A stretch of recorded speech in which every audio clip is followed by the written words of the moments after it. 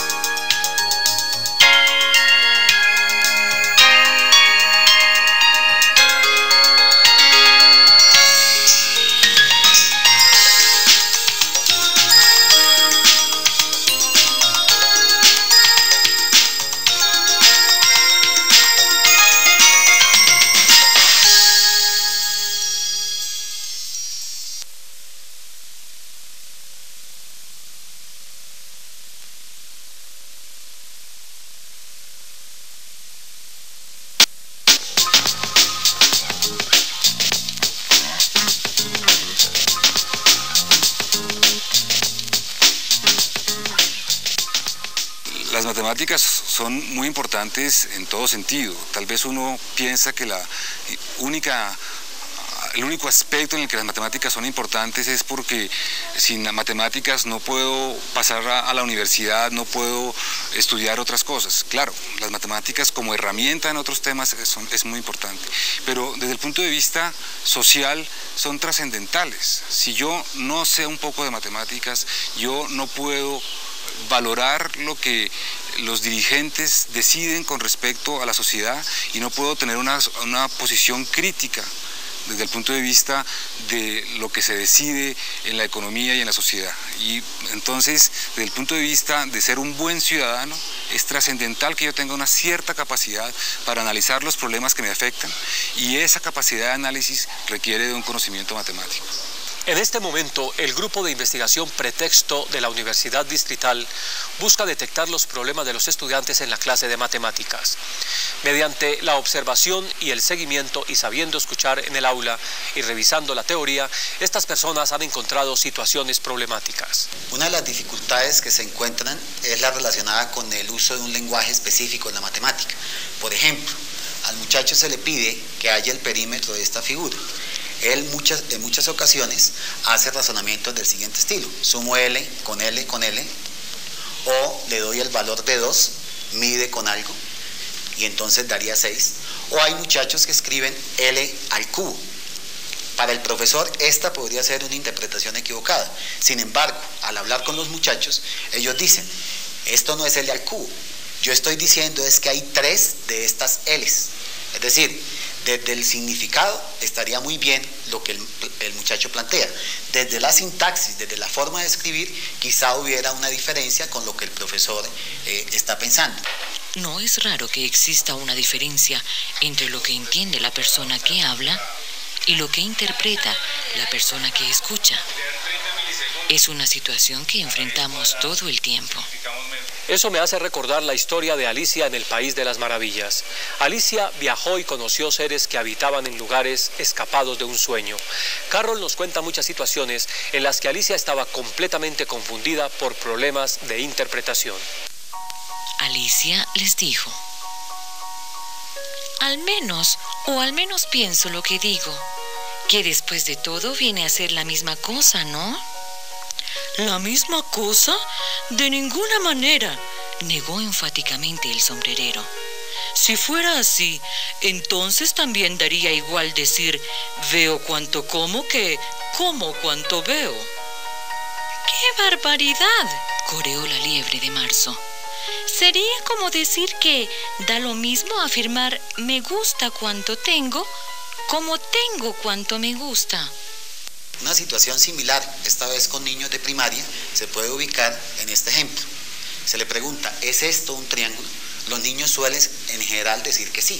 Sin embargo, cuando se hace un pequeño cambio, un giro, y se le pregunta por este, algunos suelen decir que no es triángulo porque este se caería. Es decir, están asociando ser triángulo con tener una base, y en este caso no la tiene. Esto es un hecho que debería tenerse en cuenta en el aula sobre el problema de la representación. En los procesos de comunicación con los estudiantes, es necesario tener en cuenta que cada persona interpreta el mundo desde su mundo de significación, desde las imágenes que tiene de los objetos. Las imágenes de los niños son diferentes de las de los adultos.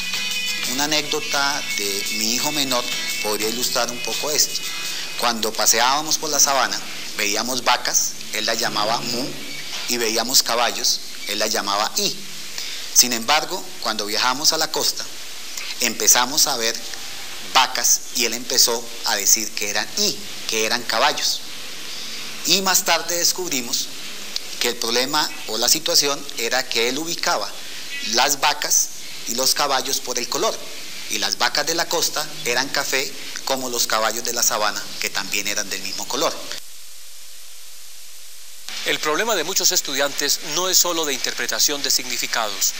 Hay situaciones en las que la interpretación no se realiza como se quisiera por desconocimiento de los órdenes y la significación de los símbolos. Una dificultad más, esta vez desde la aritmética, se podría mirar en este ejemplo, donde hay un orden implícito que a veces no es reconocido por el estudiante. En este caso, se le pregunta 2 más 3 por 6 igual, y hay estudiantes que interpretan de dos maneras distintas, ambas perfectamente lógicas. Primero, quien dice 2 más 3 por 6, asociándolo con el orden en que se escribe y en que se lee en el lenguaje natural. Entonces dice 2 más 3, 5, por 6 daría 30. Y otra persona, en este caso el profesor, que por convenciones de la matemática dicen 3 por 6 primero y luego le sumo 2, es decir, da 20. Son dos posibles respuestas distintas dependiendo del orden en que se hagan las operaciones. Es más, muchos muchachos argumentan, si lo hiciera en una calculadora, primero incluiría el 2, luego el 3 y por último multiplicaría. Es decir, el orden está cambiando los resultados y este elemento tampoco se considera en las discusiones de aula. El principal problema que han identificado está pues en la comunicación. Para estas personas hay que escuchar, porque al hacerlo, el proceso de comunicación se vuelve efectivo. Así, podemos detectar de dónde viene el problema y cómo encontrar su solución. Incluso cuando las respuestas que oímos no son las correctas o las que esperábamos, deberíamos escuchar porque al oír lo que nos dicen, podemos encontrar un camino hacia el entendimiento. Cuando te oigo llamar a eso un jardín, he visto jardines a cuyo lado esto no parecería más que un erial. Alicia no se atrevió a discutir esta afirmación, sino que siguió explicando. Y pensé que valdría subir por ese camino para llegar a la cumbre de aquella colina. Cuando te oigo llamar colina a aquello, podría enseñarte montes a cuyo lado eso solo sería un valle. Una colina no puede ser un valle, ya se sabe, por muy pequeña que sea. Eso sería un disparate. La reina roja negó con la cabeza.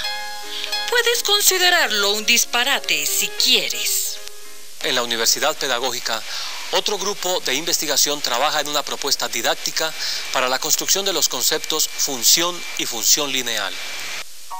Una función, por ejemplo, es la dependencia de tamaño de Alicia al comer los hongos que la hacían más pequeña o más grande. Un ejemplo que permite visualizar y que le permite a los estudiantes mostrar su participación, su trabajo, es el de, en un plano cartesiano, ubicando en el eje horizontal las horas, 0 horas, 1 hora, 2 horas, 3 horas, y así sucesivamente hasta 24, en las horas de un día, y en el eje vertical, temperatura medida en grados centígrados, por ejemplo, ellos pueden construir esta gráfica a partir de su vivencia. Cuando madrugan saben que hay mucho frío y de alguna manera asociamos con una temperatura baja. A mediodía para ellos no es difícil señalar en el plano cartesiano que la temperatura es como más alta y por la tarde va descendiendo paulatinamente. Los maestros y estudiantes se acercan al concepto mediante gráficas y con ejemplos de situaciones reales. Así, los estudiantes comprenden el problema. La enseñanza tradicional ha presentado el concepto de función de manera puntual. En ella se pide casi siempre al alumno calcular la imagen por la función de uno o más puntos, pero siempre punto a punto. La mirada que nosotros presentamos es una mirada global, una mirada que te permite ver en un largo trayecto de la función cuál es el valor máximo, cuál es el valor mínimo, qué comportamiento ha tenido a lo largo de ese trayecto. No así la mirada puntual que se daba en la enseñanza tradicional. Nosotros nos basamos esencialmente en una etapa histórica del concepto de función. La historia dentro de cualquier proceso didáctico muestra que los conceptos matemáticos son conceptos culturales, conceptos que varían con el desarrollo del hombre y de la historia. Grupos como estos y como la empresa docente de la Universidad de los Andes trabajan en hacer aportes al mejoramiento en la calidad de la enseñanza y aprendizaje de las matemáticas en Colombia. Ellos diseñan estrategias que permiten producir cambios en el sistema de la educación colombiana. Es a través de esos cambios, basados en la innovación y en la investigación, como será posible mejorar la calidad de la educación matemática. Saber matemáticas es ser capaz de resolver problemas de matemáticas. Y resolver problemas de matemáticas puede ser algo muy divertido si esos problemas son interesantes. Para ser interesantes uno tiene que tener un problema que sea posible resolver y que sobre todo implique resolverlo en un proceso de experimentación y de exploración. Un ejemplo de un problema de esos para un niño de primaria es decirle: encuentre todas las formas posibles de escribir números que contengan 4 doces, con la suma, con la resta, con la multiplicación, con lo que se quiera. Eso implica mucha exploración y mucha inventiva. Pero para poder hacer eso, se requiere que el profesor le ponga al niño ese tipo de problemas. Y para que el profesor sea capaz de poner ese tipo de problemas, se requiere que el profesor tenga una cierta visión de qué son las matemáticas, de cómo se aprenden y de cómo se deben enseñar. Ahora que si me prestas atención, en lugar de hablar tanto, gatito, te contaré todas mis ideas sobre la casa del espejo. Primero, ahí está el cuarto que se ve al otro lado del espejo y que es completamente igual a nuestro salón, solo que con todas las cosas dispuestas a la inversa. Todo menos la parte que está justo al otro lado de la chimenea. Ay, cómo me gustaría ver ese rincón. Tengo tantas ganas de saber si ahí encienden fuego en invierno. En realidad, nosotros desde aquí nunca podremos saberlo, salvo cuando nuestro fuego empieza a humear, porque entonces también sale el humo del otro lado.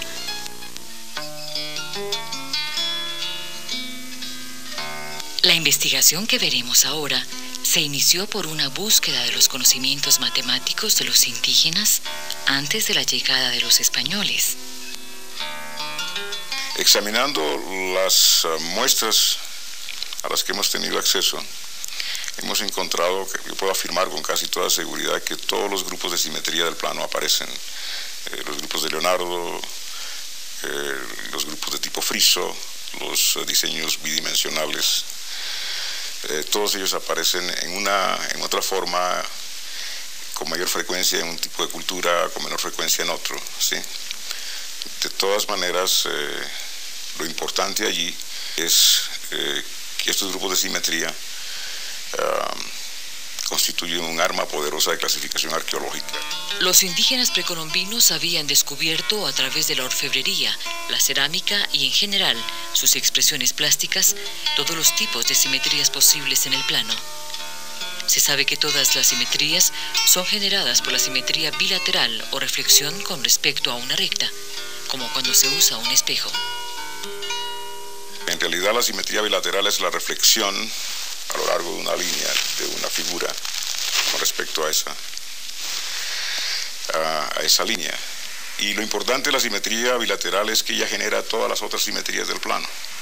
Estas investigaciones también demostraron el olvido de una buena parte de nuestra historia, no en el sentido de que no se reconocieran los objetos, sino más bien de pensarlos como creaciones elaboradas que encerraban conocimiento. Primero que todo, hay un carácter estético en la cuestión de simetría.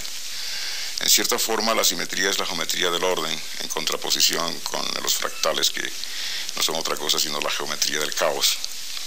Y el hombre primitivo siempre ha buscado orden, belleza, ¿sí?, a través de la simetría. Pero detrás de la simetría están los movimientos rígidos. Y los movimientos rígidos están relacionados con la noción de congruencia que ustedes recuerdan del bachillerato. Y por otro lado, las simetrías que dejan invariante un diseño conforman un grupo. Y estamos entrando de una manera muy natural, a través de los diseños, en un área de la matemática que es muy abstracta, que es la teoría de grupos. Entonces es una buena manera de entrar a la teoría de grupos, entenderla y sobre todo saber que la estamos usando como objetos que vemos todos los días. Es que la matemática es una de las creaciones humanas más bellas. Con ella, los investigadores han recorrido universos que siguen siendo creados mientras se camina. Ejemplo de estos mundos hermosos son los fractales. Para entender un poco en qué consisten los fractales, hoy recurriremos a un ratón y a un queso. ¿Cómo podría hacer este ratón para alcanzar el queso, pasando por todos los cuadrados? 1, 2, 3 y 4. El ratón tiene ahora el queso. Pero si cada cuadrado se dividiera en 4, ¿cómo haría el ratón para llegar al queso, siguiendo el mismo orden de visita de su primer recorrido? ¿Y si los cuadrados se siguieran dividiendo? Si el ratón continuara este proceso, lograría recorrer todos los puntos del cuadrado. Eso quiere decir que la línea que dibuja el ratón es capaz de cubrir la superficie del cuadrado. Pero, ¿cómo puede una línea curva que no tiene espesor, que es simplemente una línea, cubrir toda la superficie? El recorrido que el ratón traza es una curva denominada curva de Peano. Se trata de una línea como las que traza nuestro organismo para poder llevar nutrientes y oxígeno a todas las células, como en el caso de nuestro riñón, en el que interactúan 3 sistemas, el arterial, el venoso y el urinario. Un fractal es un ente geométrico con propiedades sorprendentes como la de cubrir un cuadrado o la de tener una longitud infinita en un área infinita. En los años 70, Mandelbrot, el hombre que inventó el término fractal, asoció estas construcciones matemáticas con construcciones naturales, principalmente por la propiedad de autosemejanza. Esta propiedad es la que tiene un coliflor, que está formado por gajos que reproducen la forma del coliflor original. El gajo está a su vez formado por gajos más pequeños semejantes a él. Esta es una propiedad de los fractales. Hoy hay estudios teóricos muy interesantes y las aplicaciones son muchas. En simulación de cuencas, en medicina o en biología. En todas estas aplicaciones solo debemos ver los fractales como modelos matemáticos. Modelos hermosos, casi juguetones. Todas estas investigaciones apuntan a mejorar la educación en nuestro país. Ninguna de ellas tiene la pretensión de ser la solución absoluta. En educación es importante el estudio de casos y sobre todo el diálogo y el intercambio de saberes y de experiencias. El unicornio contempló a Alicia con una mirada soñadora y le dijo: «Habla, niña». Alicia no pudo impedir que los labios se le curvaran en una sonrisa mientras rompía a hablar diciendo: ¿sabes una cosa? Yo también creí siempre que los unicornios eran monstruos fabulosos. Nunca había visto uno de verdad. Bueno, pues ahora que los dos nos hemos visto el uno al otro, repuso el unicornio, si tú crees en mí, yo creeré en ti. ¿Trato hecho?